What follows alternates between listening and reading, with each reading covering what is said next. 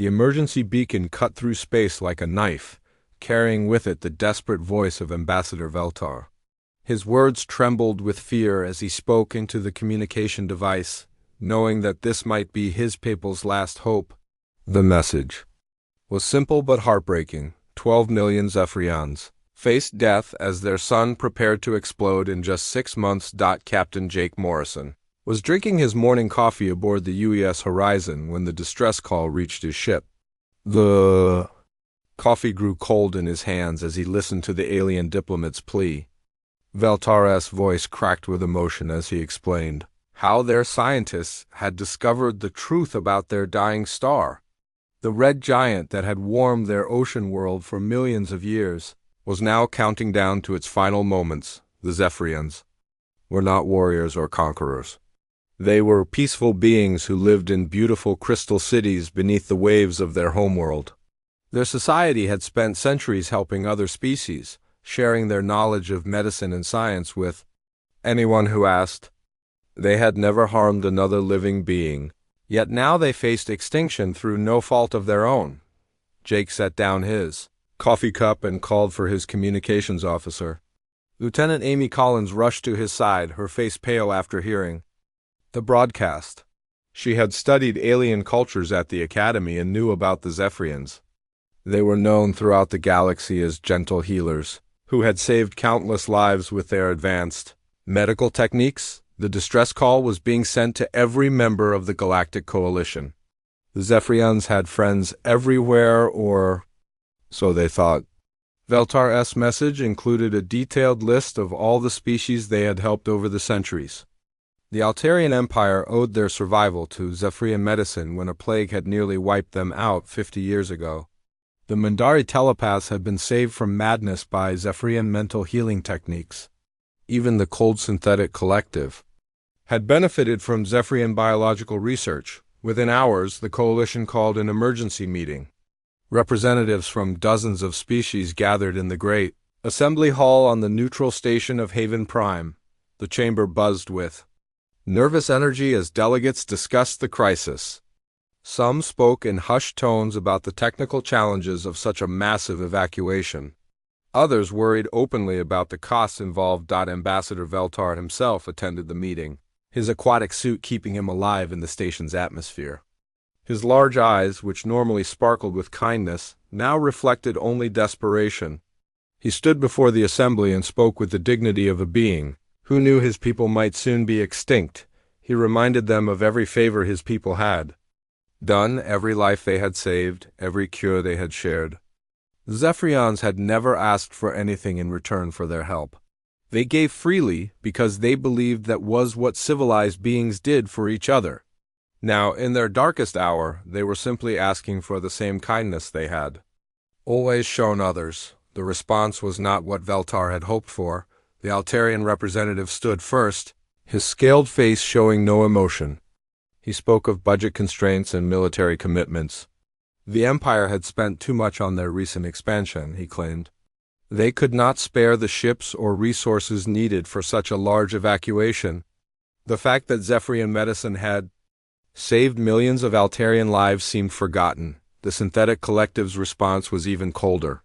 Their mechanical representative calculated the odds of success and declared the mission economically unfeasible. They spoke of acceptable losses and resource allocation as if they were discussing cargo shipments rather than the lives of 12 million sentient beings. The irony was lost on them that Zephyrian research had helped them develop better biological interfaces. One by one, each species found excuses. The Mindari claimed the psychic trauma of witnessing an entire civilization's death would damage their telepathic abilities. The Cardan Federation said their ships were too small for such a massive undertaking.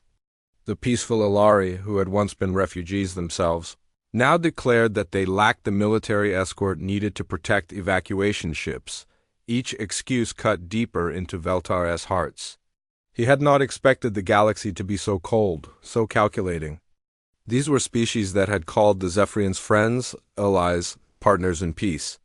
Yet when friendship required sacrifice, when alliance demanded action, They all found reasons to look away. The session dragged on for hours, but the outcome was clear from the beginning. Motion after motion was voted down. Proposal after proposal was rejected. The final vote was devastating. The Galactic Coalition officially declared the Zephyrian extinction, a regrettable cosmic event beyond political intervention. Jake Morrison watched the proceedings through encrypted channels from his ship. Each vote made his anger burn hotter. These politicians were condemning an entire species to death while hiding behind bureaucratic language. Amy Collins sat beside him, tears streaming down her face as she watched Veltar's hopes crumble. When the session ended, Veltar stood alone in the empty chamber. The other delegates had hurried away, eager to forget what they had just done. The old Zephyrian ambassador looked around at the vacant seats, each one representing a species that had chosen to abandon his people. His message to his homeworld that night was brief and heartbreaking. They were on their own, but Jake Morrison was not ready to give up. As soon as the Coalition session ended, he sent an encrypted message to Earth Command. Admiral Lisa Carter's face appeared on his screen within minutes, her expression grim. She had also monitored the Coalition proceedings and felt the same disgust that Jake did. "What's your assessment of the situation, Captain?" she asked, though she already knew what he would say. Jake's response was immediate and firm. "Ma'am, we can't let 12 million people die when we have the means to help. The Coalition may have turned their backs, but that doesn't mean we have to." Admiral Carter nodded slowly. She had known Jake for years and respected his judgment. More importantly, she knew that he spoke for every decent human being who learned about the Zephyrian crisis.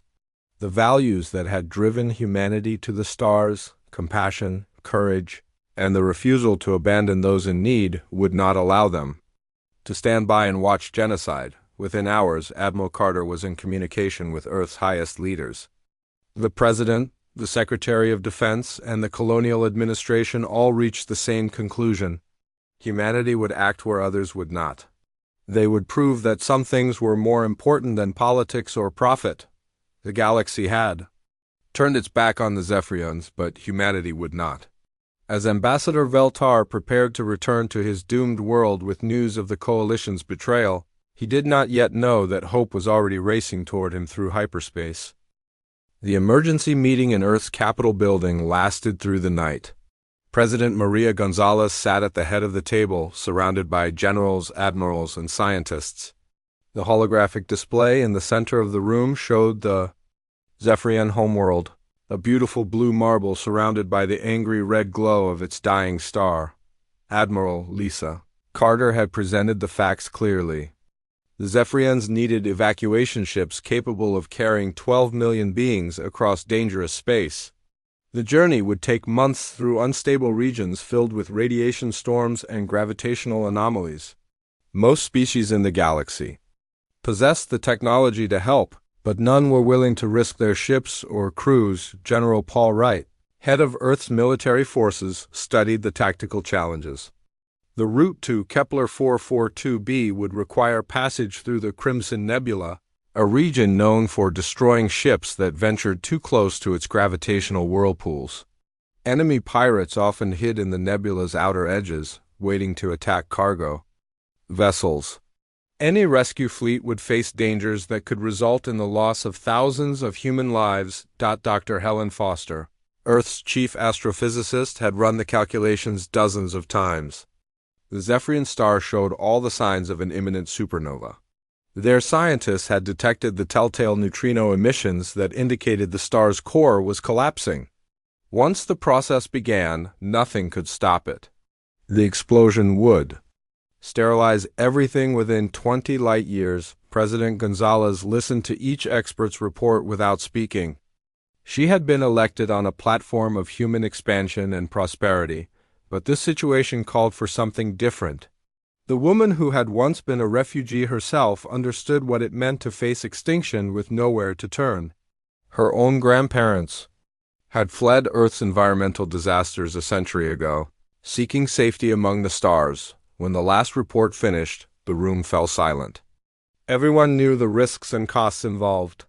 The mission would require Earth's largest ships and most experienced crews. Success was far from guaranteed, and failure could mean losing humanity's finest vessels along with their crews. The political opposition would call it a waste of resources on alien problems. President Gonzalez stood and walked to the window overlooking the city. Below, millions of humans went about their daily lives, unaware that their government was about to commit them to the largest humanitarian mission in galactic history. She thought about what her grandmother would have done in this situation. The old woman had always said that people were judged not by what they did when it was easy, but by what they did when it was hard. The president turned back to the room and spoke with quiet determination. We're going to save them. All of them. I don't care what it costs or how dangerous it is. 12 million people are going to die unless we act, and I won't let that happen on my watch. Admiral Carter immediately began organizing the mission. The massive colony ship UES New Hope had been under construction for 5 years, designed to carry 50,000 colonists to humanity's first extragalactic settlement. The ship was 90% complete, with living quarters, hydroponic farms, and advanced life support systems already installed. It could be modified to carry far more people in emergency conditions. Captain Ben Hughes received the call to command the New Hope while he was on leave visiting his family. The veteran officer had led evacuation missions before, but never anything approaching this scale. His experience during the Proxima crisis, when solar flares had threatened a mining colony, had taught him how to organize large-scale rescues under extreme time pressure. The shipyards at Luna Base worked around the clock to prepare the evacuation fleet. The cargo haulers USS Liberty and UES Salvation were stripped of their freight-handling equipment and fitted with passenger compartments. Every available space was converted to house refugees, with sleeping quarters stacked 4 high in what had once been cargo holds. Dr. Sam Rodriguez assembled a medical team unlike any in human history. The challenge was not just treating human injuries, but learning to care for an entirely alien physiology. Zephyrians breathed a mixture of gases that would be toxic to humans, while their bodies required precise mineral balances in their water supply. The ship's medical bay was expanded to include alien-compatible equipment, rushed from research facilities across human space. Chief Engineer Tony Walsh took on the task of modifying the ship's environmental systems. Zephyrians lived in aquatic environments with specific temperature and pressure requirements. Each ship would need sealed sections filled with carefully treated water, along with filtration systems to maintain the proper chemical balance. The engineering challenges were staggering, but Walsh's team worked with desperate determination. Commander Lisa Park faced perhaps the most difficult job of all. As the fleet's chief navigator, she had to plot a safe course through the Crimson Nebula. The region's gravitational anomalies shifted constantly, making navigation charts unreliable after just a few days. She would need to calculate their route using real-time sensor data, threading the fleet through narrow corridors of stable space. The preparations took 3 weeks of non-stop work. Cargo ships arrived daily at Luna Base, bringing supplies, equipment, and volunteers from across human space. When news of the mission leaked to the public, applications poured in from citizens wanting to help. Engineers, doctors, teachers, and mechanics all volunteered to join the dangerous journey. Not everyone supported the mission. Political opponents criticized the cost and risk of helping aliens when human colonies still needed resources. Some military officers argued that the ships could be lost, leaving Earth defenseless against future threats. Economic advisors warned that the expense could bankrupt several colonial governments. President Gonzalez addressed these concerns in a speech broadcast across human space. She stood before the cameras with the image of the Zephyrian homeworld behind her, its blue oceans soon to be consumed by stellar fire. Her words would be remembered for generations. When I look at that world, I don't see aliens. I see 12 million souls facing death through no fault of their own. They are artists and scientists, parents and children, beings who have spent centuries helping others without asking for anything in return. The galaxy has abandoned them, but humanity will not. We will show the universe that some things matter more than profit or politics. The speech electrified human space. Donations poured in from ordinary citizens who wanted to help fund the mission. Retired spacers came out of retirement to volunteer for the dangerous journey. Even children organized fundraisers, collecting money to buy supplies for the refugee. Ships. Within days, the evacuation fleet was ready to depart. The USS New Hope led the formation, its hull gleaming with fresh modifications. Behind it came the Liberty, Salvation, and the medical ship UES Mercy. Escort vessels provided protection, while supply ships carried everything needed to sustain the refugees during their long journey to safety. Captain Jake Morrison's U.S. Horizon had already departed as an advance scout, racing ahead to coordinate with the Zephyrians. His ship would reach Kepler 442b weeks before the main fleet, giving him time to organize the evacuation and assess the deteriorating conditions around the dying star. As the fleet prepared for its final departure, Admiral Carter stood in the command center watching the massive ships through the viewport. Each vessel represented humanity's commitment to values that transcended species boundaries. The mission might fail, the ships might be lost, but humanity would face that possibility rather than abandon innocent people to die. The order came at dawn. All ships, prepare for hyperspace jump. The greatest rescue mission in galactic history was about to begin. The human evacuation fleet emerged from hyperspace at the edge of the Kepler 442 system with 6 weeks until the star's predicted explosion. Captain Ben Hughes stood on the bridge of the UES New Hope, staring at the sight that greeted them.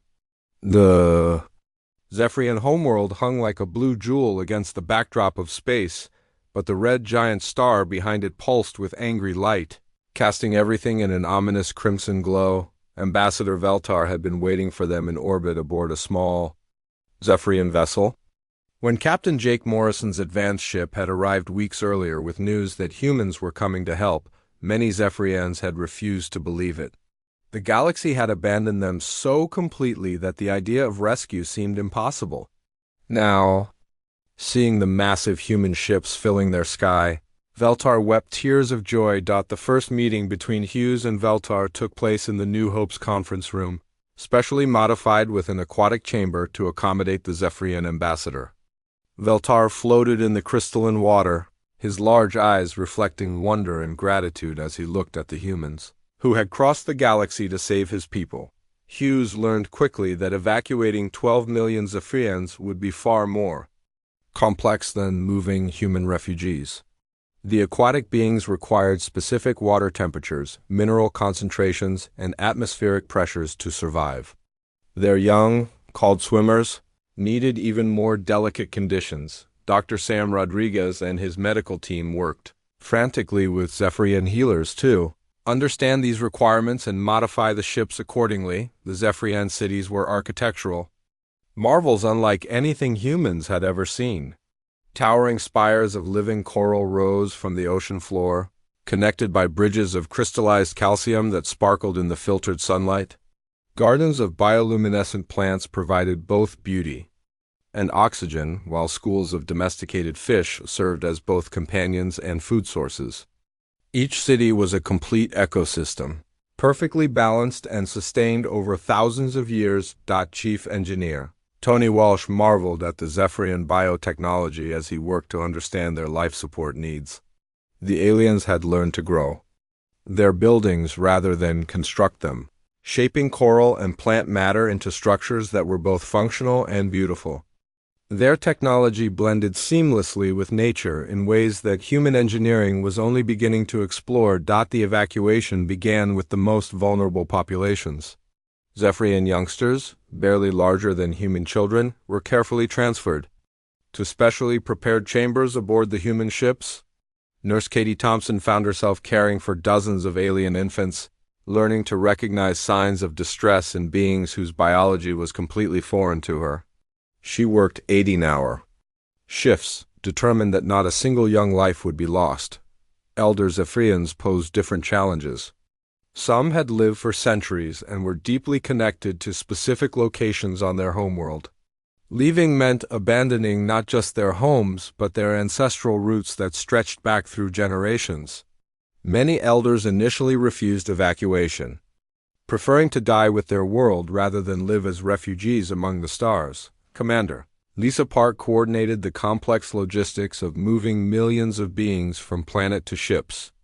The human vessels could only hold so many refugees at once, requiring multiple trips between the surface and orbit. Each journey burned precious time as the star's condition continued to deteriorate. Long-range sensors showed increasing instability. In the stellar core, with massive solar flares erupting unpredictably, problems began almost immediately. The U Salvation suffered a critical reactor failure during the first week of operations. Chief Engineer Mike Chun led his team in a dangerous spacewalk to repair the damage while radiation storms from the dying star battered their suits. The repair took 12 hours of exhausting work in the vacuum of space, but Chun refused to give up.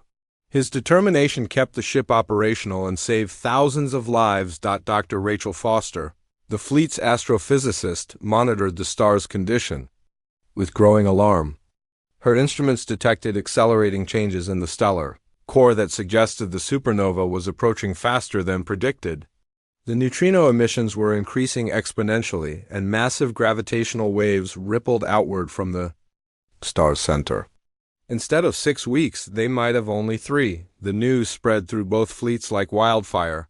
Some Zephyrians despaired, believing they were doomed to die on their homeworld. Others threw themselves into helping the evacuation, working alongside humans to save as many lives as possible. The partnership between the species deepened under pressure, with language barriers crumbling as desperation drove them to understand each other. Human crew members gave up their personal quarters to make room for more refugees. Corridors became sleeping areas, and mess halls were converted into temporary housing. The ships groaned under the weight of far more occupants than they were designed to carry, but the humans pushed their vessels to the limit.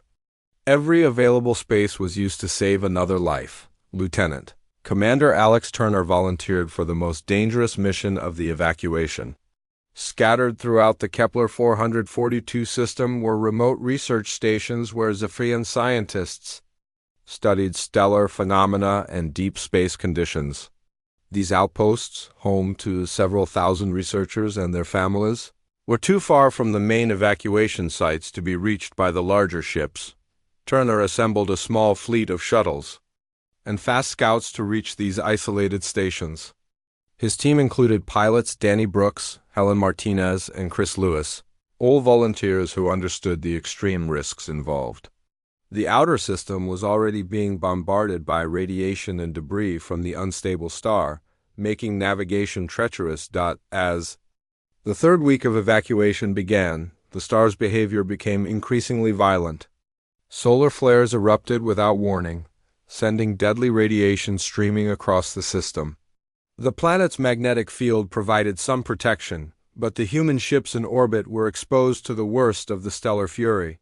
Several crew members suffered radiation poisoning, forcing Dr. Rodriguez to establish isolation wards for the most severe cases. The Zephyrian cities began showing signs of stress as gravitational fluctuations from the dying star created massive tidal forces. Coral spires that had stood for millennia started to crack and crumble. The ocean levels rose and fell unpredictably, forcing the evacuation teams to constantly adjust their plans. Some of the most remote settlements became unreachable as the seafloor shifted beneath them. Captain Hughes made increasingly difficult decisions as time ran out. Resources were stretched beyond their limits, and every choice meant leaving someone behind. The human commander found himself weighing the lives of thousands against the safety of millions, making calculations that no person should ever have to make. Ambassador Veltar worked tirelessly to coordinate with his people, moving between evacuation sites to encourage compliance and maintain order. Many Zephyrians had never seen aliens before, and the sight of humans in environmental suits initially frightened them. Veltar served as a bridge between species, translating not just languages but entire ways of thinking about the universe. The fourth week brought catastrophic news. Dr. Foster's instruments detected the beginning of core collapse in the star. The process had started earlier than any model predicted, giving them perhaps days instead of weeks before the supernova began. Captain Hughes called an emergency meeting of all ship commanders, knowing that they were about to face impossible choices. The evacuation was only halfway complete, but time was running out faster than anyone had imagined. The emergency meeting aboard the UES New Hope lasted only 30 minutes, but it changed everything. Dr. Rachel Foster's data was clear and terrifying. The Zephyrian star would explode within hours, not days. The stellar core had begun its final collapse, and massive gravitational waves were already rippling outward from the dying giant. Every second they remained in the system brought them closer to certain death. Captain Ben Hughes faced the most difficult decision of his career. Half the Zephyrian population remained on their homeworld, scattered across remote cities and research stations that would take days to evacuate properly. Admiral Lisa Carter's voice crackled through the communication system from Earth, ordering immediate withdrawal of all human vessels. The mission had saved 6 million lives, she argued, and losing the entire rescue fleet would help no one. Hughes looked around the conference room at his fellow commanders. Captain Jake Morrison sat rigid in his chair, his jaw clenched with determination. Commander Lisa Park's fingers drummed nervously on the table as she calculated impossible evacuation scenarios. Dr. Sam Rodriguez stared at medical reports showing thousands of Zephyrian children still waiting for rescue. None of them wanted to abandon the mission, but the laws of physics cared nothing for their heroic intentions. The decision came from an unexpected source. Ambassador Veltar, floating in his aquatic chamber, spoke with the quiet dignity of a being who had accepted his fate. He thanked the humans for saving half his people and urged them to leave immediately. The remaining Zephyrians would face their end with honor, knowing that their species would survive among the stars thanks to human courage. Hughes slammed his fist on the table, startling everyone in the room. The veteran commander had led evacuation missions before, but he had never abandoned people who could still be saved. His voice carried the weight of absolute determination as he spoke. We came here to save 12 million Zephyrians, and that's exactly what we're going to do. I don't care what Earth Command says, and I don't care about the risks. No one gets left behind. The other commanders exchanged glances, understanding the implications of Hughes's words. They would be disobeying direct orders from their superiors, risking not just their own lives but the lives of everyone aboard their ships. Court-martial awaited them if they survived, along with the end of their military careers. Yet not one officer spoke against the decision. Hughes immediately implemented desperate measures to speed up the evacuation. The UES New Hope began operating at 300% capacity, with Zephyrians packed into every available space. Human crew members gave up their sleeping quarters, bunking in corridors and maintenance areas. The ship's life support system screamed warnings. As they struggled to process the atmospheric needs of so many beings, Lieutenant Commander Alex Turner was already en route to the outer system research stations when he received news of the accelerated timeline. His small fleet of 6 shuttles was racing through increasingly dangerous space as solar flares erupted from the unstable star. Turner's shuttle led the formation, with pilots Danny Brooks, Helen Martinez, and Chris Lewis following close behind through the radiation storms. The remote stations were marvels of Zephyrian engineering, built to withstand the harsh conditions of deep space research. Each facility housed several hundred scientists and their families, beings who had dedicated their lives to understanding the cosmos. They had been monitoring their star's death throes for months, never expecting that anyone would risk coming to save them. Turner's rescue mission became a harrowing race against stellar catastrophe. His shuttles made multiple trips between the research stations and the main evacuation fleet, each journey more dangerous than the last. Space debris from the dying star created a maze of hazards, while unpredictable gravitational fluctuations threatened to tear the small ships apart. On the final run to the most distant station, disaster struck. Turner's shuttle was hit by a massive chunk of stellar debris that had been accelerated to incredible speed by the star's gravitational convulsions. The impact tore through the ship's hull, destroying the main engines and leaving the craft crippled. In space. Turner immediately began transferring his passengers to the other shuttles in his fleet. Danny Brooks brought his vessel alongside the damaged craft, using emergency docking procedures to create an escape route. Helen Martinez and Chris Lewis formed a protective formation around the transfer operation, their ship's shields deflecting smaller debris that threatened the rescue. The transfer took precious minutes they did not have. Turner remained at his pilot station, using the shuttle's remaining maneuvering thrusters to keep the vessel stable during the evacuation. His sacrifice allowed every Zephyrian passenger to escape to safety, but left him trapped aboard the dying ship. His final transmission to the fleet was simple: tell them we got everyone out. Meanwhile, on the surface of Kepler 442b, Captain Jake Morrison led ground teams in a final sweep for any remaining Zephyrians. The planet's crystalline cities were cracking apart as massive tidal forces from the unstable star stressed the ocean floor. Towers that had stood for thousands of years crumbled into the churning seas, taking with them the accumulated culture of an ancient civilization. Morrison's team discovered a hidden emergency bunker containing over 1,000 Zephyrians who had been presumed lost. The facility had been designed to protect researchers during solar storms, but it had become a trap as the evacuation proceeded around them. The bunker's communication systems had failed during the first week, leaving the inhabitants cut off from rescue efforts. The discovery pushed the mission beyond all safety margins. Dr. Foster's instruments showed that the star's core collapse was accelerating, with the supernova only hours away. The planet's surface was beginning to buckle as gravitational waves distorted spacetime itself. Admiral Carter's voice filled the communication channels, ordering immediate departure. With increasing desperation, Captain Morrison made the same choice that Hughes had made hours earlier. His response to Admiral Carter became legendary among both species. "There are still people down here, Admiral. We don't abandon people." His defiance inspired the entire ground team to continue working even as the world literally shook apart. Beneath their feet, the final shuttle lifted off from Kepler 442b, just as the star's outer layers began their catastrophic collapse. Morrison was the last human to leave the planet's surface, watching through the craft's viewport as the crystal cities of an ancient civilization disappeared beneath waves of superheated plasma.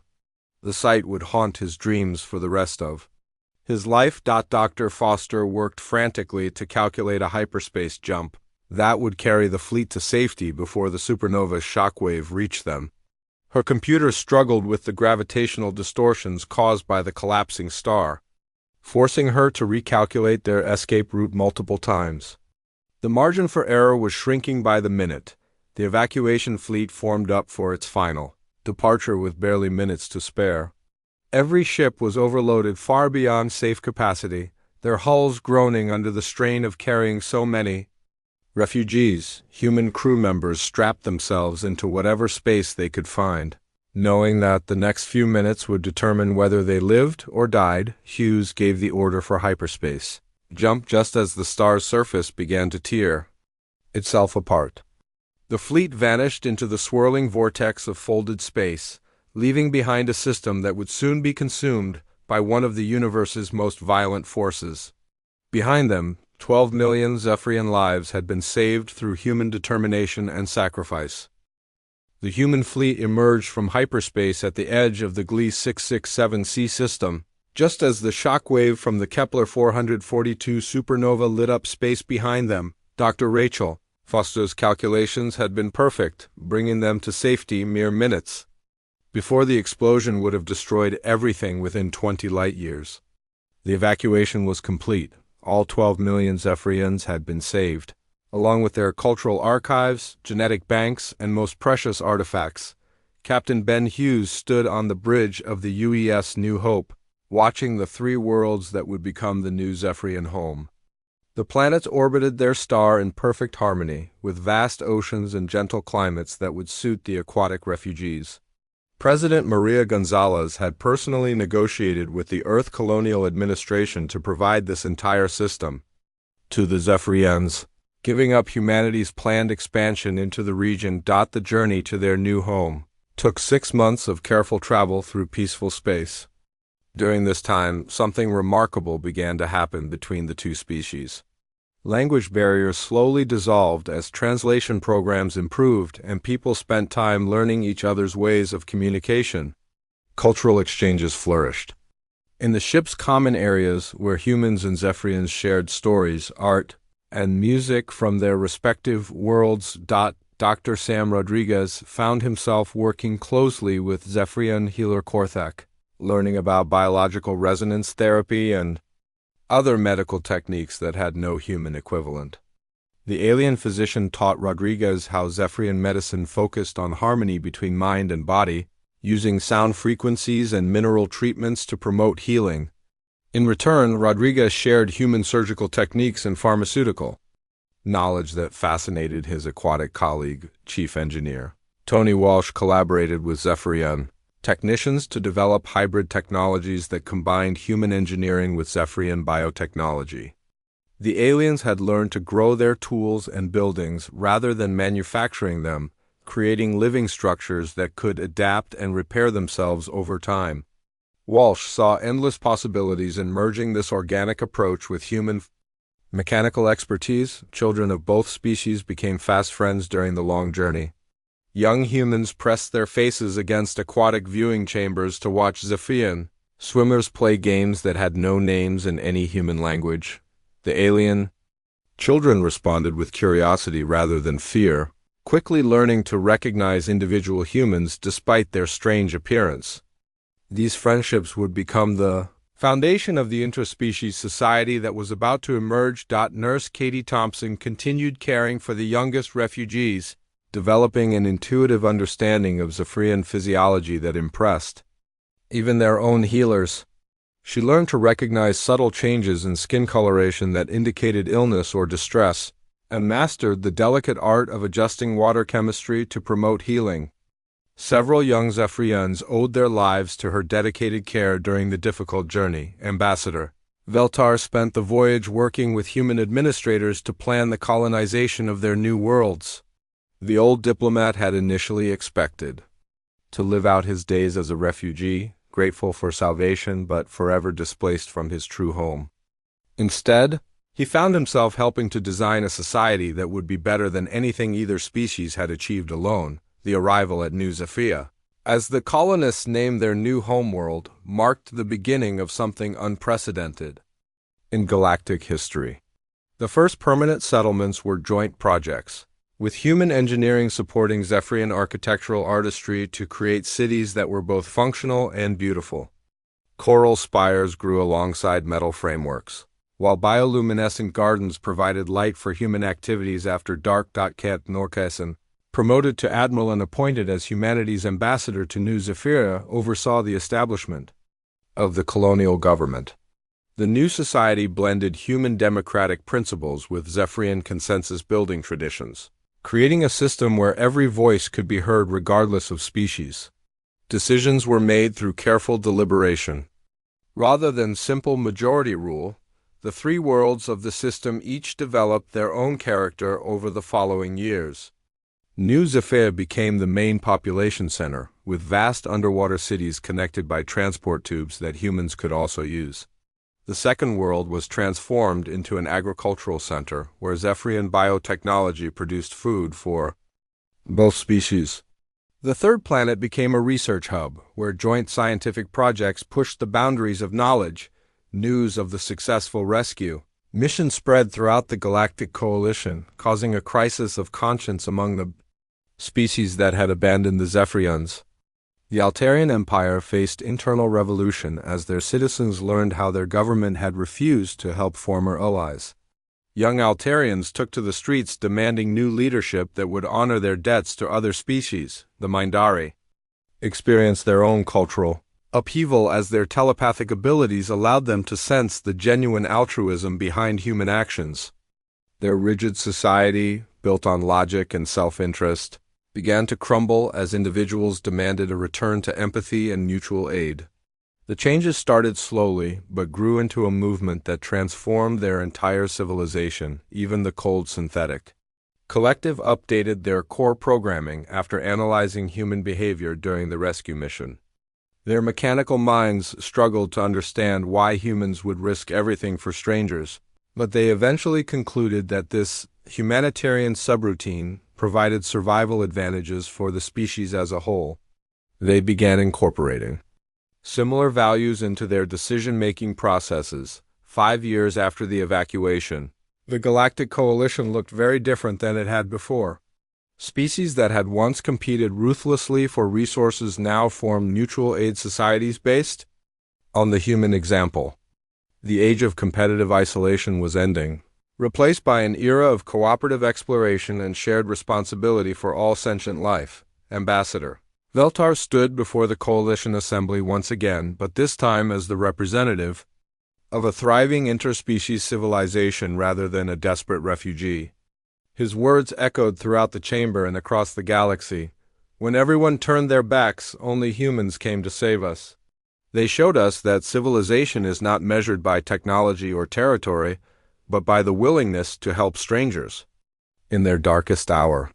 The memorial service for those who had died during the evacuation was held on the 5th anniversary of the rescue. Admiral Morrison spoke at the ceremony honoring Lieutenant Commander Alex Turner and the other heroes who had given their lives to save others. The memorial itself was a work of art that blended human and Zephyrian traditions with crystalline structures that captured and reflected starlight in patterns that told the story of sacrifice and salvation. Children of both species left flowers and bioluminescent coral at the memorial, promising that the sacrifice would never be forgotten.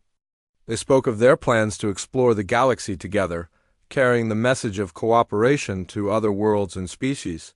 The young ones understood intuitively what many adults had struggled to learn, that differences between species mattered far less than shared values and mutual respect.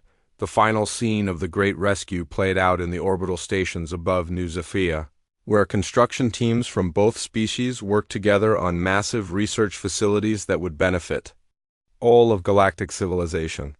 Human engineering provided the structural framework, while Zephyrian biotechnology created living components that could adapt and grow over time. Long-range communications brought daily reports of other species forming their own humanitarian organizations. Inspired by what they had witnessed, the galaxy was slowly healing from centuries of selfishness and isolation, learning to see other beings as partners rather than competitors. The simple human principle that people should help each other was spreading across the stars. In the end, the rescue of the Zephyrians had saved more than one species.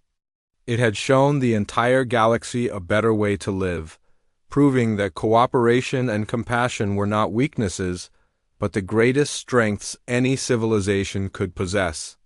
The universe was vast and often hostile, but beings who stood together could overcome any challenge and reach for the stars with hope instead of fear.